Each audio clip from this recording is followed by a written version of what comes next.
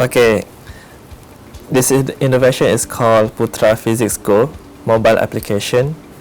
I developed this app specifically for my course, ESC 3013, Environmental Physics.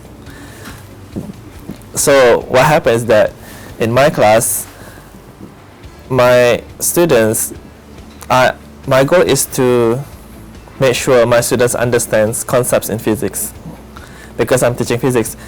Therefore, I prepared a lot of questions for my students to solve, for them to understand the concept. And then they will ask questions like, what is my answer? Is my answer correct? So once I give them the problem, they will let you know if their answers are correct. Therefore, if I have 60 students in my class, 60 of them will ask the same questions. So I thought it would be good if I create an app so that they can verify or check the answer themselves instead of asking me the question again and again. So if I prepare 30 questions for them, I include all these 30 questions in this app. So every time I ask them to solve this problem, they can verify the answer using this app. This app that I specifically talk about, PUTRAFIZIK Go. So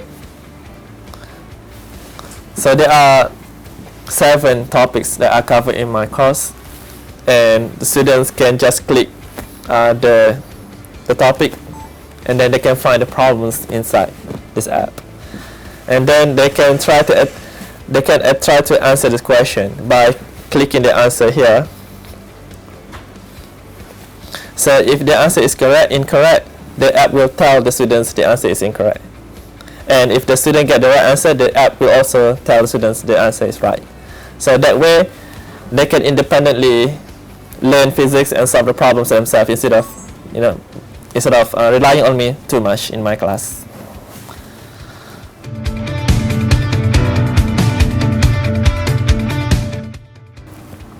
First, the students need to install the app. I have uploaded the apps to Google Play. So my students can go to Google Play Store and download and install the app in their mobile phone. And then they can use the app right away, and they can find all the topics, they can find all the problems in the app. So like I said earlier, they can just, it's very easy to use. All they need to do is just insert their answer here and check whether the answer is right or wrong by clicking this Go button. I also include multiple choice questions in my app, like this. So they can find multiple choice questions in this app as well, which they can attempt to answer. For example, in this question there are 5 options to choose from.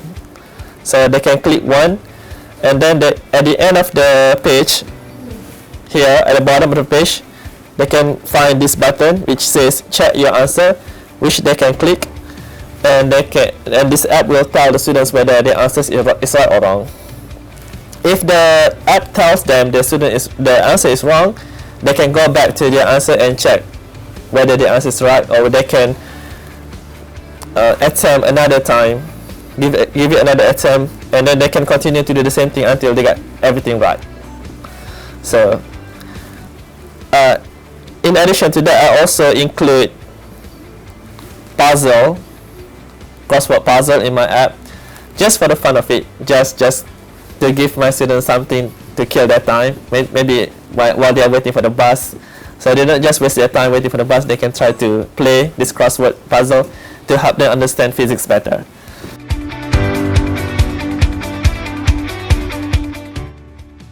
I've been teaching physics for 4 years, and I keep having the same problem with my students, where every time I give them mathematical problems, every time they finish solving the problem, they always ask me for the answer. And then, so I think by having this app, they don't have to ask me questions, they can check the answers using this app right away.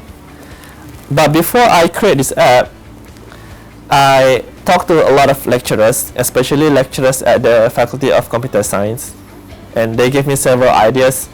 And then finally I found a person named Razman Sarit. He has his own IT company, and then I talked to him about my problem, and then he told me to take class with him. So I took class with him, and then he taught me a lot of things about programming. So for example, right here in my computer, I use Ionic platform, which I learned from Mr. Razman Sarit.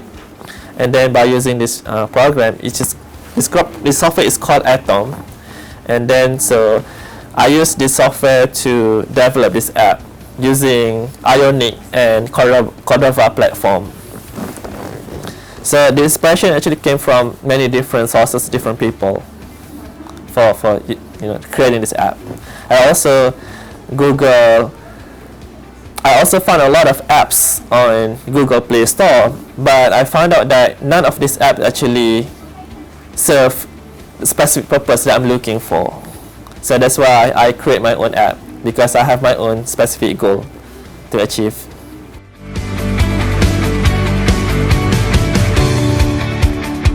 I think the biggest problem, I would say, is time,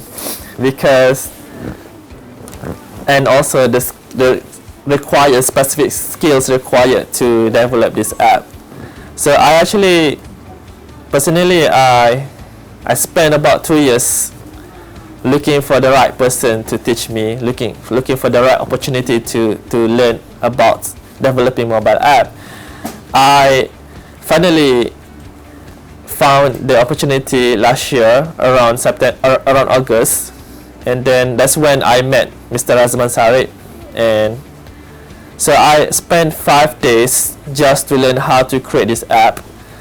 And then I learned that I just learned basics programming skills from Mr. Razman Sarit, and then I have to improve my programming skills, and that took a lot of time. Took me many months, many trials, many trial and errors, and I keep getting into problems, and I had to ask a lot of people about it. I actually consulted with a few more experts in the IT industry to solve my problems. Finally, I was able to finish this app around November, December last year. And then by January, I applied for copyright with Putra Science Park, and I finally granted the permission to apply for copyright officially with my IPO office around January this year. So to sum, the biggest challenge would be getting the specific skills and also the time to actually develop this app.